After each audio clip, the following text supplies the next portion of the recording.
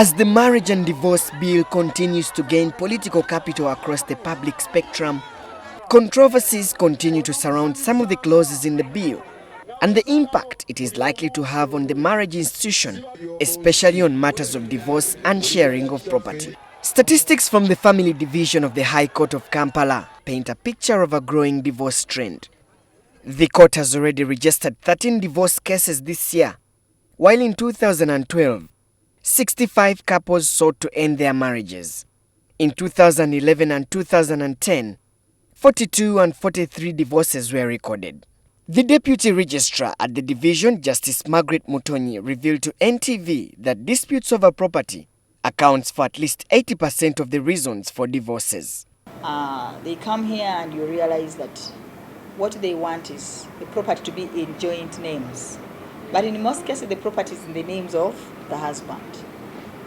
And then when she's threatened with another person taking her place, the man is in some adulterous relationship, they want to separate and distribute the property. Yet before these cases are presented for hearing before a judge, the division seeks an alternative solution: mediation. Under mediation, the couples are encouraged to resolve their grievances before a registrar to reconsider their decision to end their marriages. According to Mutonyi, the court then advises on separation rather than divorce. But we have realized that it is the best way of going about it, because you maintain the friendship and the family is not, especially where you have children and you have properties. Yes, they should agree to see how they can separate, dissolve the marriage and maybe share the property amicably, so that one person doesn't go away saying court has coerced me into it. The challenge, though, is the equitable sharing of property between the couple. I think the fear is that if you give 50% and if they are still young, they imagine that one can remarry and the man can take part of this 50%, or the woman can take part of this 50%.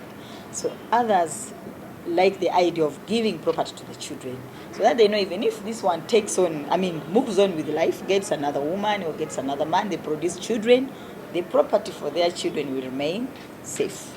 Even though Mutonyi declined to comment about the marriage and divorce bill, she insists that love still remains at the center of the institution, despite the laws that surround it. But what is happening now, when we look at the marriages we are having, the petitions we have here, you realize that maybe the marriage was not even based on love in the first instance, because you can't get married and after 10 years or 5 years, even 3, you are in love with another person. Then it means you married when you are not ready and you are not even very sure whether you love that person or not.